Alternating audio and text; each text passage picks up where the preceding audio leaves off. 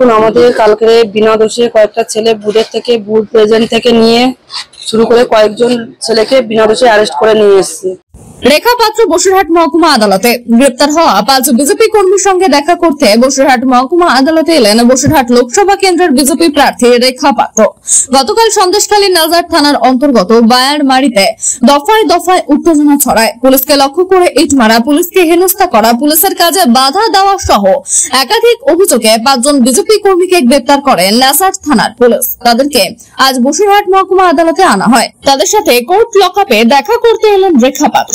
বিনা দোষে কয়েকটা ছেলে বুথের থেকে বুথ প্রেজেন্ট থেকে নিয়ে শুরু করে কয়েকজন ছেলেকে বিনা দোষে অ্যারেস্ট করে নিয়ে এসেছে।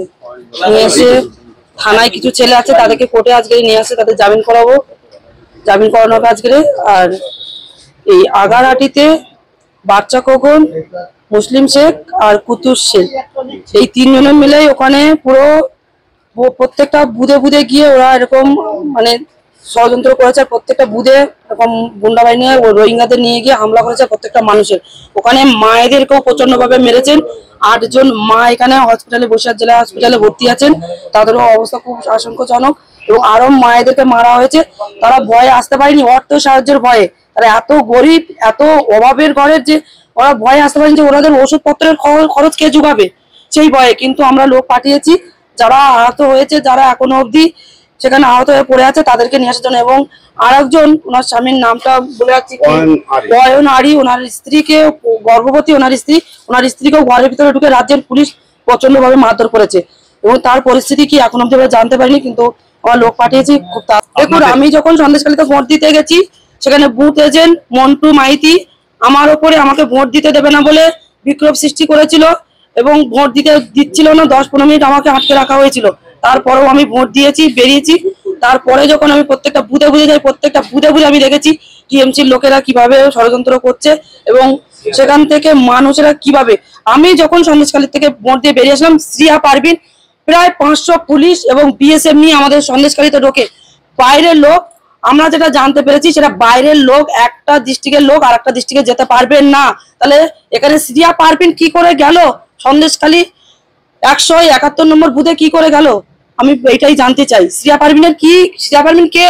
ও কি কোনো বসিরহাটের প্রার্থী আছে, না বসিরহাটের দায়িত্ব দেওয়া আছে, না সন্দেশখালীর কোনো এমএলএ কি কোনো প্রধান? কে শ্রিয়া পারভিন? পুলিশ কোনো কাজে আসে না। আজ অ্যাডিশনাল এসপি ছিলেন, উনি এখন মাথা হয়েছেন। একের পর একটা কেঁচো খুঁড়তে খুঁড়তে কেউটে বেরিয়ে পড়ছে। এখন এই অ্যাডিশনাল এসপি যিনি, উনি করেছেন, ওনার উপরে দায়িত্ব ছিল, উনি পুরো হাতে রেখে এই পুলিশ, এই রাজ্যের পুলিশ দিয়ে পুরো মানুষের উপরে অত্যাচার চালিয়ে গেছেন। এবং ভোট লুটপাট করার জন্য ওনারই হাত আছে। কিছু কিছু বুথে এখন লুটপাট করেছে।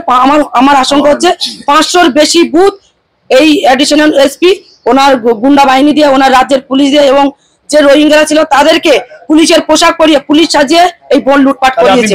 কি মনে করছেন আপনারা? আমার আশঙ্কা আছে, হয়েছে, এটা অরিজিনাল যে এই অ্যাডিশনাল এসপি থেকে এগুলো করিয়েছে। আপনি কি মানে ভোটে কি হবে? দেখুন, ভোটে যেটা হবে, যতই চোর লুটপাট করুক, কিন্তু আমরা আশাবাদী আছি, আমরা 100% জিতবো।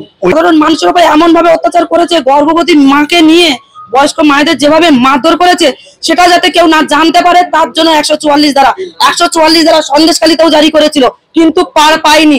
আর এখানে কোনো দিন পার পাবে না। এখানে মানুষ যাবে, আর প্রত্যেকটা নেতা যাবে, প্রত্যেকটা বিজেপির নেতা কর্মী থেকে প্রত্যেকে যাবে, গিয়ে ওনাদের পাশে দাঁড়াবে।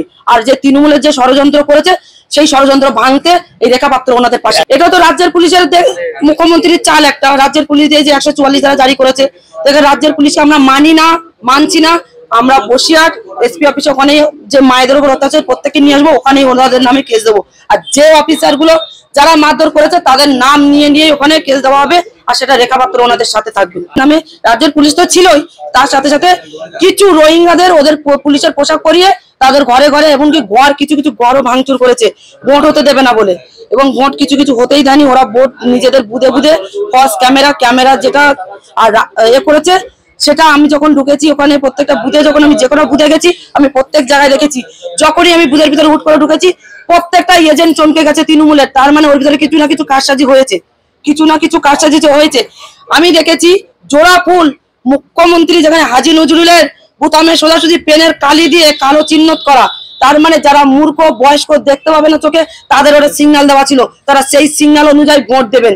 এটাই হচ্ছে ওনাদের প্ল্যান। অবশ্যই যে বুথগুলোয় ভোট হয়নি, যে বুথগুলো এখনো অব্দি এই অত্যাচার হয়েছে, আমরা পুরো ডিটেলস আমরা ইলেকশন কমিশনের কাছে দেবো, আর পুনরায় নির্বাচন হবে সেটাই আমরা। দেখুন আমার আশঙ্কা আছে 500-র বেশি বুথ আছে, 500-র বেশি বুথ।